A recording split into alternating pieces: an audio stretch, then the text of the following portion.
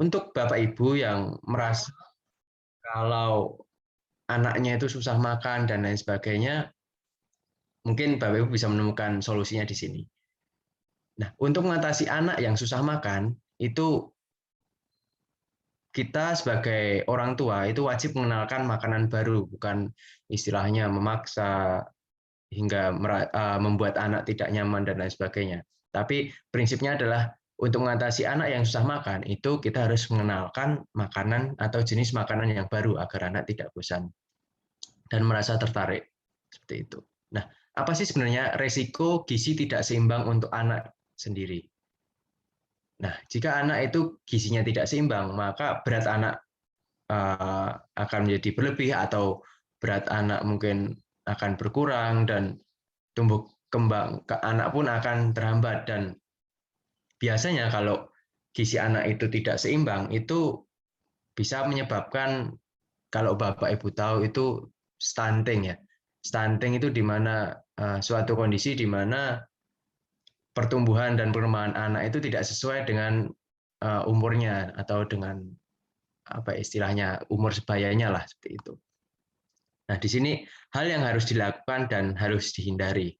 Pertama, saya izin menjelaskan dulu terkait apa sih hal yang harus dilakukan untuk menarik perhatian anak agar gizi anak itu tetap seimbang. Nah, pertama hal yang harus dilakukan itu anak mau makan tiap 30 menit sekali. Nah, perlu diingat ya, anak itu perlu mau makan atau perlu makan tiap 30 menit sekali, dan anak itu biasanya mau makan di meja makan. Soalnya kalau jika tidak makan di meja makan, biasanya anak itu akan tidak fokus makannya, atau karena ada gangguan-gangguan dari hal lain, jadi anak tidak fokus untuk makan. Nah, kemudian cukup beri makan dengan porsi sedikit. Jangan Bapak Ibu memberikan porsi langsung banyak sekali makan gitu kepada anaknya, karena anak itu lebih suka kalau diberi makan dengan porsi sedikit tapi sering. Jadi bukan misal makannya sehari 3 kali atau 2 kali tapi porsinya banyak, tapi anak itu lebih suka setiap makan itu porsinya sedikit tapi sering makan, misal setiap 3 jam, atau mungkin ini anak mau makan itu tiap 30 menit sekali. Itu kita bisa mencari celah di situ, seperti itu. Kemudian kalau anak menolak makan, itu tawarkan lagi tanpa memaksa. Soalnya jika memaksa, itu anak akan merasakan tidak nyaman untuk makan, dan akhirnya resikonya anak tidak mau makan, seperti itu. Dan hal yang harus dihindari itu memaksa anak untuk makan sampai istilahnya sampai kita sebagai orang tua itu memarahi, seperti itu. Kemudian memberikan camilan lain seperti jus, susu, atau teh saat makan. Kenapa? Soalnya camilan lain seperti jus, susu, atau teh itu membuat anak cepat kenyang, seperti itu. Sedangkan kandungan gizi dalam jus, susu, atau teh itu tidak cukup untuk memenuhi kebutuhan tubuh anak harian, sehari-hari, seperti itu. Jadi butuh makanan yang lain. Sedangkan kalau sebelum makan atau saat makan anak udah dikasih cemilan seperti jus, susu, atau teh, itu kandungan dari jus, susu, atau teh itu dapat membuat anak Bapak Ibu itu cepat kenyang, seperti itu. Padahal gizinya belum terpenuhi tapi anak sudah kenyang, seperti itu. Kemudian yang terakhir, hal yang harus dihindari adalah melakukan aktivitas lain atau bermain sewaktu makan. Jadi usahakan anak itu makan di meja makan dan tidak ada aktivitas lain, atau istilahnya dalam kata lain nyambi gitu ya.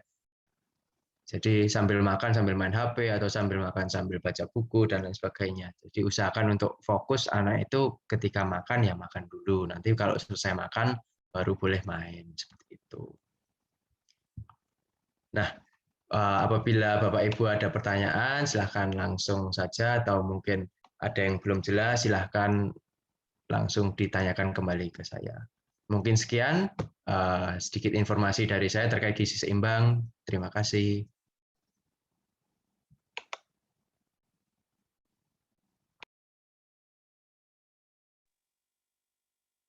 Terima kasih. Kelompok 3 kita kasih hapus dulu ya. Ada 2 kelompok lagi yang akan paparan, tapi izin 10 menit ya, karena ada kegiatan sebentar. Boleh? Baik dok, siap. Baik dok. Iya. Oke, tunggu ya.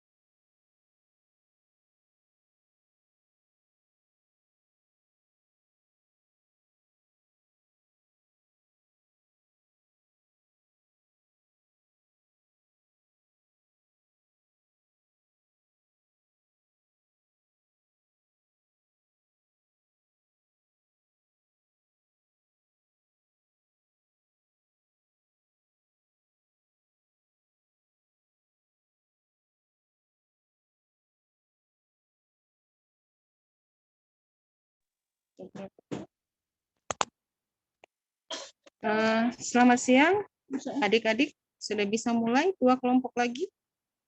Kelompok 1 dan kelompok 4 ya yang belum. Iya, Ibu.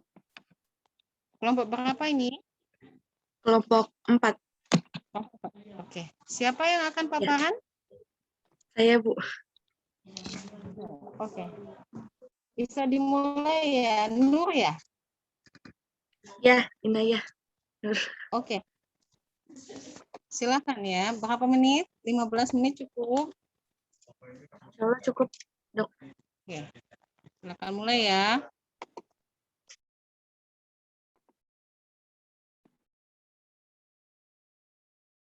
Ya, baik. Assalamualaikum warahmatullahi wabarakatuh.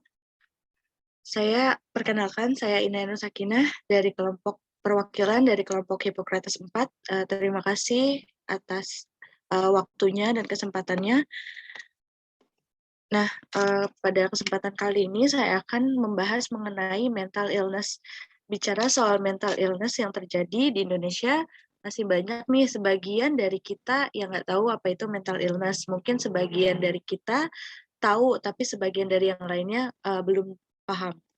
Baik, mental illness atau yang sering disebut dengan gangguan mental adalah suatu kondisi di mana seseorang merasakan gejala-gejala yang menyerang fisik maupun psikis yang berkaitan dengan emosi. Nah, gejala-gejala tersebut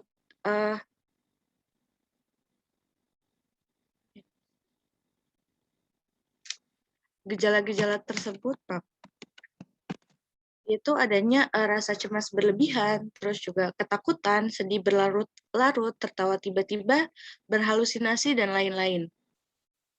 Menurut Undang-Undang RI Nomor 18 menjelaskan bahwa gangguan jiwa adalah suatu kondisi di mana seseorang mengalami gangguan dalam pikiran, perilaku, dan perasaan yang termanifestasi dalam bentuk sekumpulan gejala atau perubahan perilaku yang bermakna, serta dapat menimbulkan penderitaan dan hambatan dalam menjalankan fungsi orang sebagai manusia. Nah, sebelum itu, mental illness juga banyak menimpa remaja. Nah, sebagian besar gangguan kesehatan mental muncul pada masa remaja, mungkin di awal usia 20-an. Selanjutnya, jenis-jenis mental illness. Sebetulnya ada banyak dari mental illness ini, cuman saya hanya mengambil 3 dari 200 kesehatan gangguan mental. Yang pertama itu ada anxiety disorder. Selanjutnya itu ada skizofrenia dan bipolar. Nah, gejala-gejala mental illness. Gejala-gejala mental illness dapat berbeda-beda tergantung pada penyakit dan tingkat keparahannya. Gejala-gejala ini bisa berasal dari gangguan pada emosi, pikiran, ataupun perilaku si penderita. Gejala-gejalanya itu ada sedih berkepanjangan, kesulitan berpikir, perubahan suasana hati yang ekstrim, lelah berkepanjangan, perubahan pola tidur, serta kesulitan memahami situasi. Nah, ada lagi penyebab dan faktor mental illness. Faktornya yang pertama itu dari faktor biologis. Faktor biologis itu berupa gangguan fungsi sel saraf otak.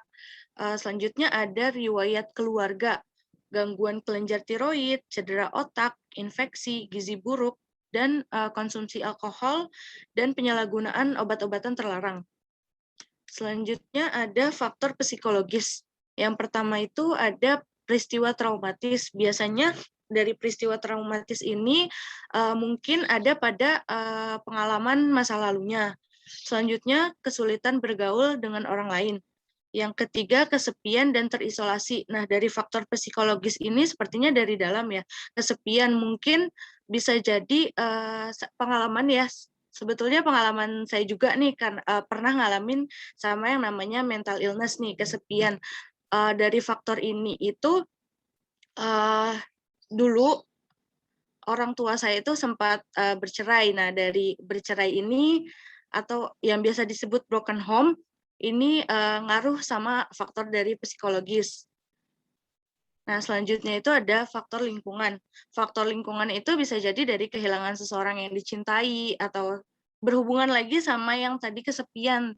Kayak saya merasa nih bahwa dari kejadian broken home itu merasa bahwa orang yang paling saya sayang gitu tiba-tiba hilang karena dari awal merasakan kehangatan keluarga, tiba-tiba merasakan kesepian gitu. Selanjutnya ada kehidupan keluarga yang tidak harmonis. Nah, ini masih menyangkut ke kehilangan orang yang dicintai juga.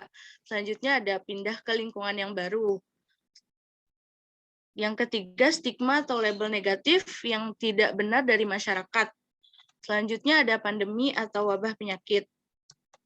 Nah, kesimpulan dari mental illness ialah sekumpulan penyakit gangguan kejiwaan yang mempengaruhi pikiran, perasaan, dan perilaku seseorang.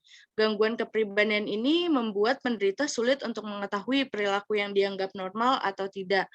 Sekian dari kelompok 4. Jika ingin ada yang ditanyakan, bisa langsung ke saya. Kurang lebihnya mohon maaf. Wassalamualaikum warahmatullahi wabarakatuh.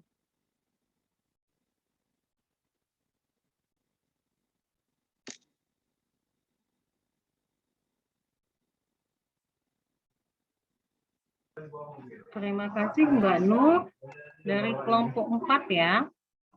Tinggal satu kelompok lagi. Bisa stop share, stop screen? Iya. Oke.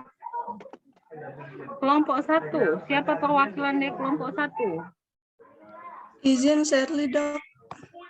Shirley dari kelompok 1 ya. Ya, mohon maaf ya sebelumnya dokter, kelompok 1-nya jadi terlambat gara-gara tadi susah join Zoom-nya. Oke. Ini materinya materi apa? Terkait dengan COVID-19 sih, Dok. COVID-19. Oke, 15 menit cukup ya? Ya, insya Allah cukup, Dok. Oke, silakan mulai. Baik, terima kasih, Dok.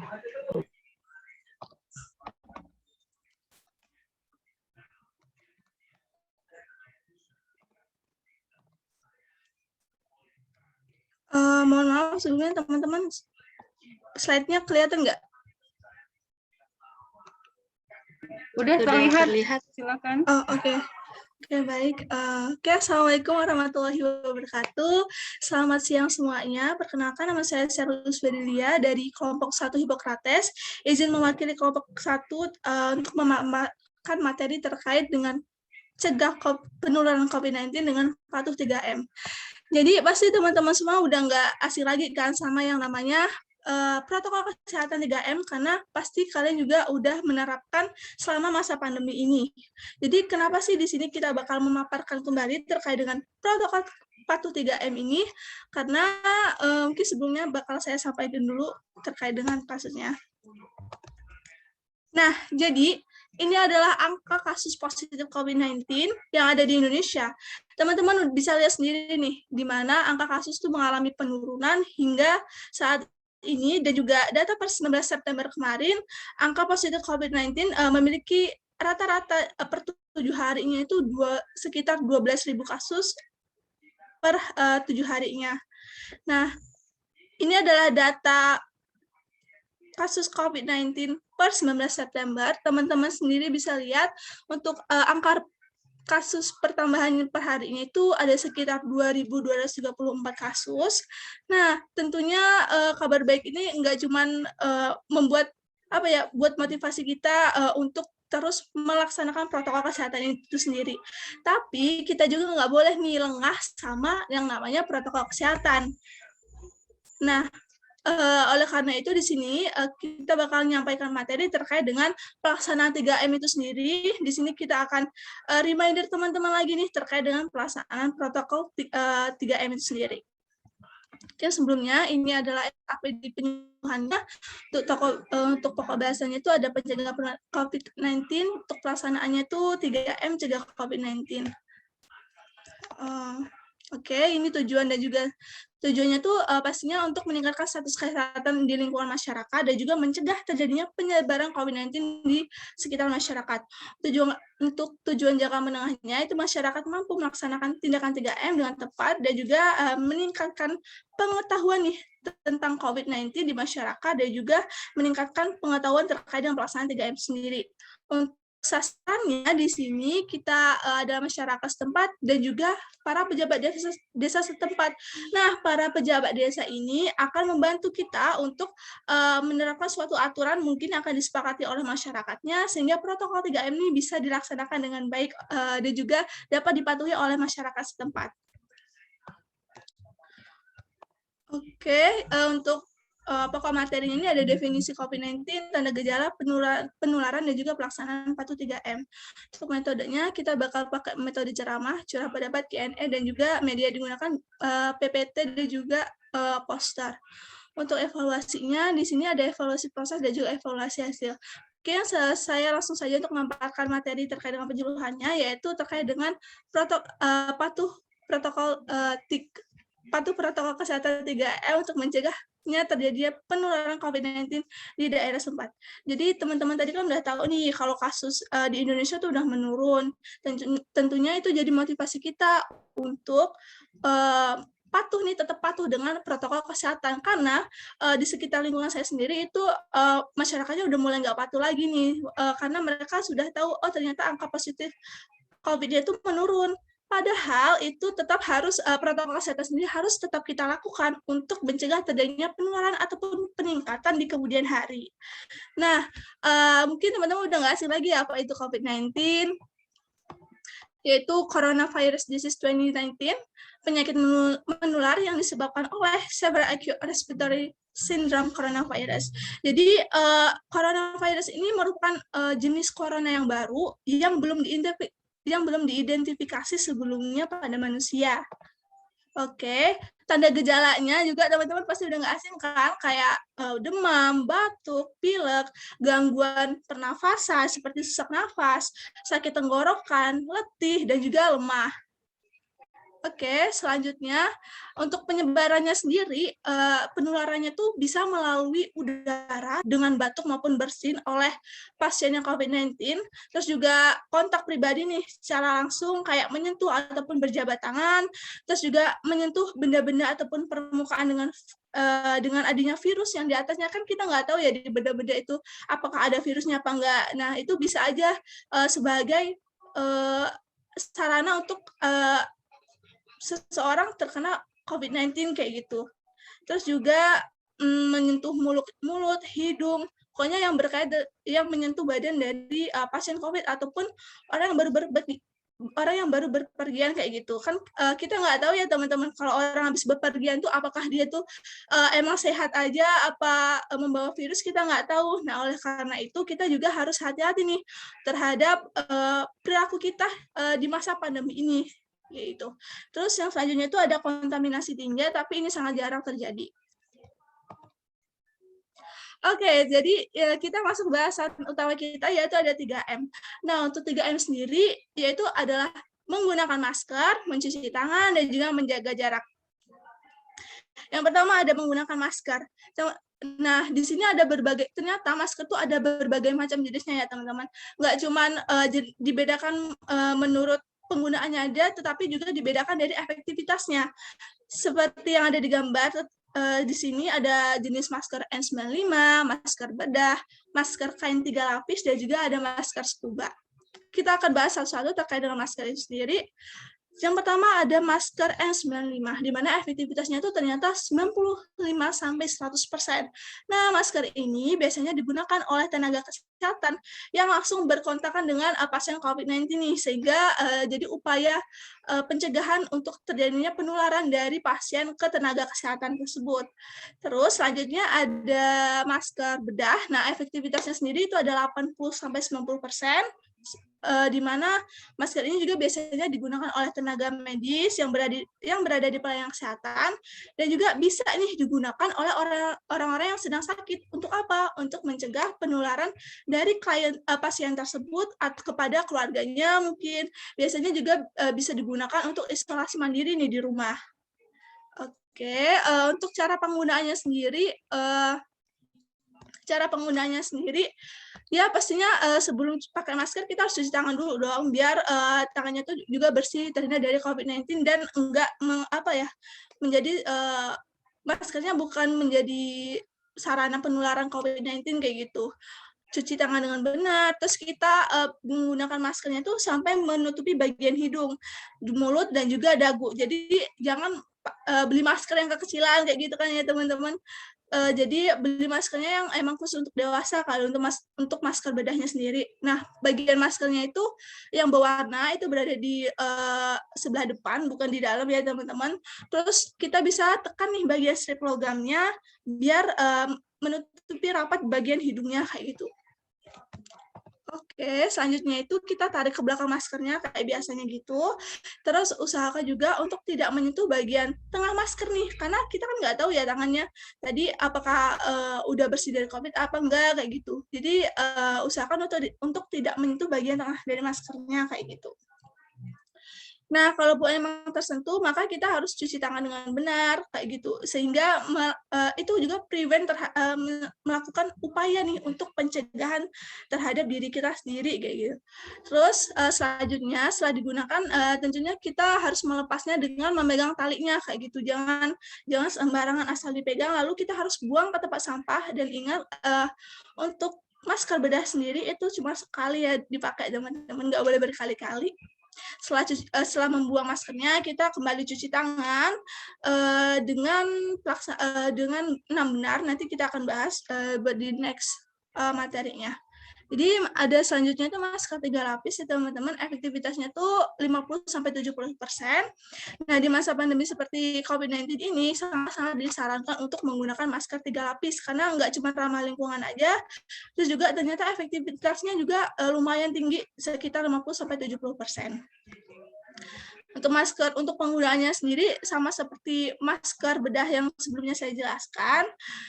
Dia cuci tangan dulu sebelum menggunakan masker, habis itu menutupi semua bagian hingga bagian dagunya, terus juga diikatnya tuh dengan benar, kayak itu kan jangan sampai longgar. Terus setelah digunakan itu kalau bedanya, kalau masker bedah tadi itu kan sekali pakai langsung dibuang ya teman-teman. Kalau yang masker kain ini kita harus cuci, jadi sekali pakai langsung dicuci, jangan berkali-kali baru dicuci ya, karena itu sama aja, bisa aja jadi perantara untuk terjadinya penyebaran COVID-19 kayak gitu terhadap ke diri kita sendiri kayak gitu. Terus selanjutnya itu ada nih, kita ada tips untuk cara mencuci masker kain setiap setelah pemakaian. Jadi kita bisa rendam masker kain itu dengan air hangat, terus juga kita rendam sekitar 10 menit. Kalau udah dikucek lembut dengan deterjen kayak gitu, baru kita bilas dengan air bersih. Lalu kita jemur di bawah sinar matahari, lalu kita bisa setrika nih masker, sesuaikan dengan jangan terlalu panas juga ya teman-teman, itu bakal merusak kainnya kan, jadi efektivitas maskernya juga bakal berubah ya.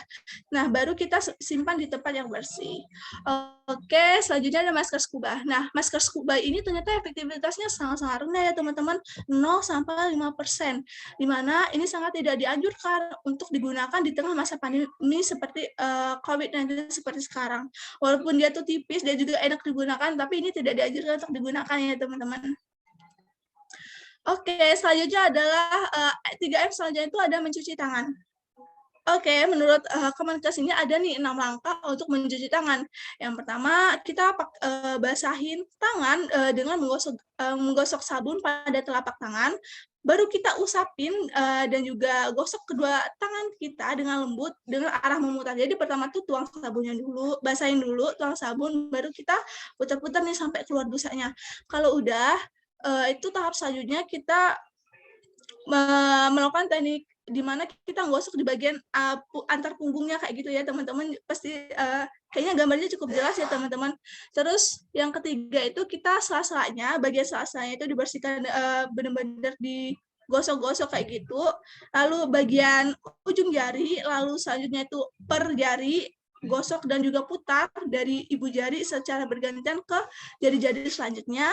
Lalu yang terakhir tuh letakkan ujung jari di bagian telapak tangan nih teman-teman. Jadi ada sekitar 5 stepnya untuk langkah mencuci tangan. Yang dimana pertama kita bakal mengusap secara keseluruhan dulu kayak gitu kan. Nah cuci tangan ini bisa kita lakukan selama 60 detik ataupun lebih kayak gitu.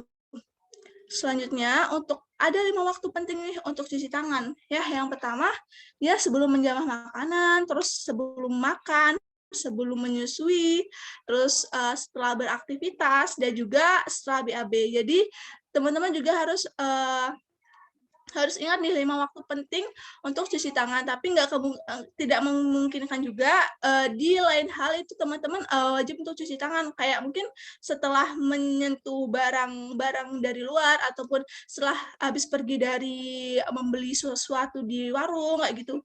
Kita emang harus itu adalah keadaan lain untuk kita mewajibkan kita untuk mencuci tangan kayak gitu. Oke, 3 elemen selanjutnya ini adalah yang terakhir, yaitu ada physical distancing, di mana kita mengkondisikan jarak kita secara fisik dengan orang lain untuk kayak tidak bersalaman ataupun kontak secara fisik lainnya kayak gitu, untuk mencegah terjadinya penularan penyakit seperti COVID-19 tadi. Nah, menjaga jarak ini minimalnya 2 meter, dan juga jangan lupa untuk stay at home ataupun tetap di rumah kalau emang nggak mempunyai kepentingan untuk keluar, nggak penting-penting banget tuh hal yang dipentingkan tadi ataupun hal yang mau dilakukan, maka sangat-sangat disarankan untuk stay at home ya teman-teman. Juga kurangi semacam nongkrong dan lain-lain ya. Oke, mungkin itu aja yang kami paparkan dari kelompok 1. Terima kasih.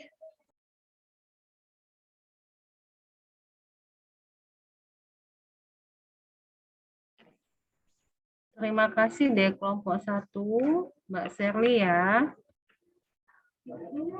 Oke, jadi ini sudah semua kelompok, sudah semua ya. Kita kasih aplaus untuk kita semua. Halo, mana ya teman-teman yang lain? Ya, dokter. Coba saya mau lihat raise hand. Yang aktif itu raise hand.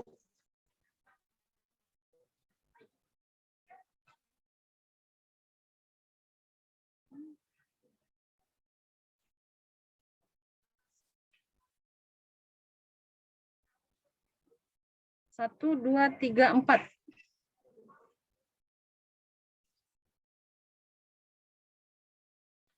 Satu, dua, tiga, empat, lima, enam. Jadi di sini yang aktif cuma 6 ya.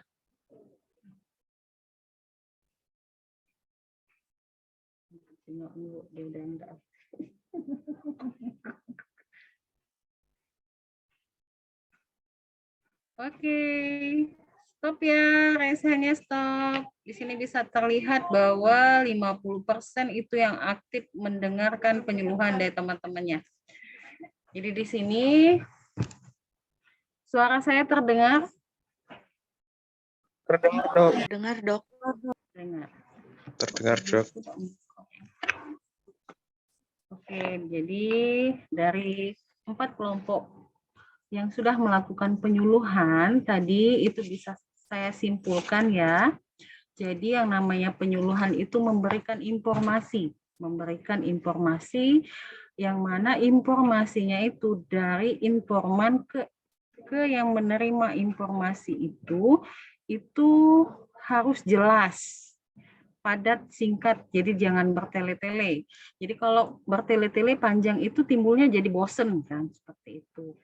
Begitu juga harus ada interaksi antara yang memberi informasi dan menerima informasi. Jadi dilihat dulu apakah audiensnya itu tuh mendengar atau tidak. Karena kita ini posisinya daring, jadi belum tentu audiens kita memang benar-benar mendengar. Coba saya mau lihat, hidupkan semua videonya. Hidupkan semua videonya.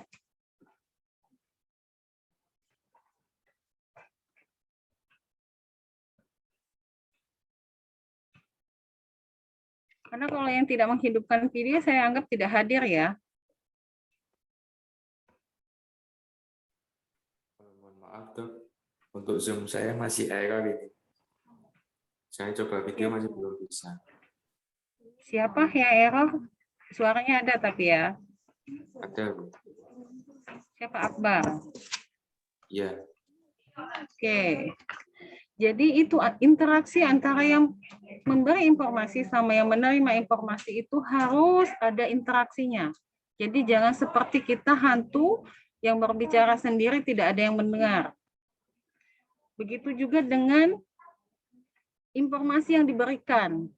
Informasi yang diberikan itu jangan terlalu karena sasaran kita ini awam, masyarakat jangan terlalu tinggi dan jangan bertele-tele. Bila perlu, setiap data yang ditampilkan itu ada sumbernya. Jangan cuma sekedar menampilkan data tetapi tidak ada sumbernya. Misal, seperti tadi ada sumbernya dari Kementerian Kesehatan, itu sudah betul. Kalaupun juga kita mau memaparkan data, datanya itu harus sinkron. Jangan data penurunan di bulan Juli, tetapi kita menampilkan data di September. Seperti itu.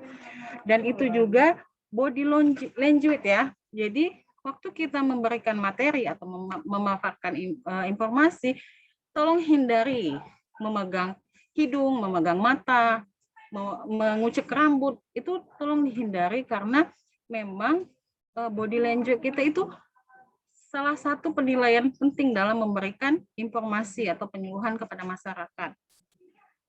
Penguasaan materi. Yang mana penguasaan materi itu kita memang harus menguasai. Jadi tidak hanya membaca slide seperti itu. Bagaimana si yang menerima informasi mau percaya kalau si informannya juga membaca, tidak memahami materinya. Nah, tadi ini tugas kelompok ya.